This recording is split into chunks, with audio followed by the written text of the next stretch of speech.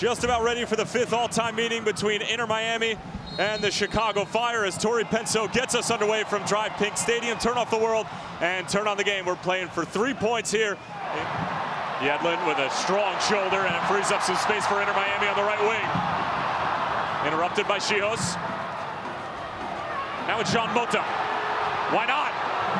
And a good save from Chris Brady in the first corner of the night coming up. Now, whether you start from DeAndre Yedlin or it's going to be Corentin Jean, notice his head up the entire time. That first ball's trying to make the run by Stephen Elliott in near post. He doesn't panic and try and reserve, though. He recognizes the fact that the trailing runs are going to follow. You will have a Moto, you will have a Duke and be able to pick somebody up. That's exactly the case. And then smartly from distance, you catch Brady. And Miami will have the daunting task of heading to TQL, which is becoming not only one of the premier destinations to go attend a game and watch a game, but also one of the more difficult places to play in MLS. Is Brian Gutierrez in a good spot here. Shabilko lets it run through, and it's Mueller, and it's 1-0. Chris Mueller in back-to-back games, set up by Brian Gutierrez, and the visitors take a 1-0 lead.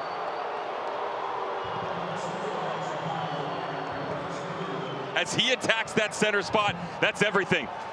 He skirts it. This is a really good run if he is in an onside position to balance himself off of Krivitsov and Chris McVeigh. And then Mueller, as he tracks back across, Kasper Shabilko had come down and he's on that near post run. The secondary option has to be there. Shabilko doesn't even see it, doesn't step through it, and it's a little bit of a concern on the backside. Yedlin's got to be in there. The MLS calendar and the European calendar overlap, and he was going on a 1.5 years without a break. As Haile Selassie lofting it towards Shabilko, won the header, nothing clean. Tehran, one swipe at it, now tries to lash it across. We'll get a second swipe, and that found the back of the net. From a near impossible angle, the Colombian has doubled the Fire's lead out of absolutely nowhere. The separation to begin. So as he drifts, just watch the bottom right side of your screen and his hands away from his body to push off. One, right back across there. From then on, there's no excuses. A ton of standing defensively. Drake Callender can do nothing but watch as he stands on the near post here, and the second ball that pushes through. It's a quick turn, yes, but you've got to step in. There's no excuse. 4 separate players that could come across and challenge Carlos Tehran, who's only known for the escapades. And just the sheer power overwhelming Drake Callender. Here's Mota. Inter Miami need a response, and the strike directly at Chris Brady.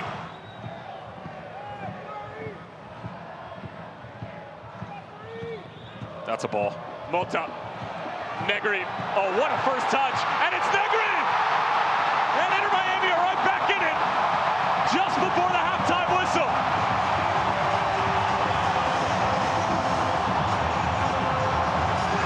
Absolute class from the Argentine. The first touch, the finish. I mean, you can't put a ball any better than this thing whipped all the way back across and then your touch. Don't mind if you do, Negri. Phil Neville, all week long, we are going to challenge both sides higher and higher. Intensity, the ethic has to be better. It does not get much better. And plenty to talk about here on Apple TV and MLS Season Pass. The Fire, if this result holds, we get their first win of 2023, and it would mean the first loss at home for Inter Miami. In swinger from Jimenez. Shabilko right there on the doorstep.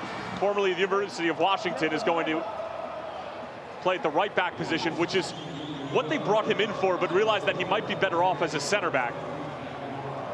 But Devin Kerr, I'll leave that to you to try to untangle in the coming few minutes, but a line change nevertheless for Ezra Hendrickson. Utilizing him in 3 or 4, and all of a sudden you branch back out again. This is a different game. A lot more movement right now, 2v1. That's a good look at it. Stefanelli in. Excellent build-up. Stefanelli interrupted by Chihos. Back in. Borgelin is the target and never could generate enough power to beat Chris Brady. 5-back or a 3-back, depending on what you want to call it. Not what they did against Cincinnati last week. Free header, and there's the equalizer. And it's Stefanelli. His first goal for Inter Miami, and boy, is it a big one. We're all level at 2. rush in a 3 or a 5, it doesn't matter. If you give this much space to Stefanelli, that's a massive mistake on the back line. You switch into 3. Kendall Burks on the back shoulder run. 8 inches in separation, height-wise. Much more for Nico Stefanelli. Check the little break back into the inside. It's a slight bit of hesitation. So we have one more final twist to this wild tale here in South Florida. It has certainly been a frantic one. And here comes Brian Gutierrez with real purpose.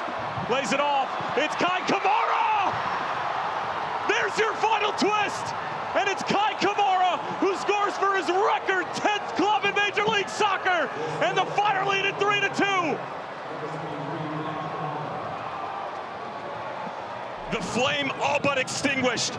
Absolutely not. Brian Gutierrez. The run from the 10, cutting all the way back across. Notice the confidence, dragging every Inter Miami player with him. And yet, certainly not. The Fire afoot, flaming, blazing into the night.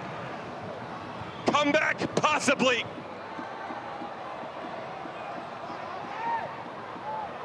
Good looking ball, and it was almost collected at the back post by Bryce Duke.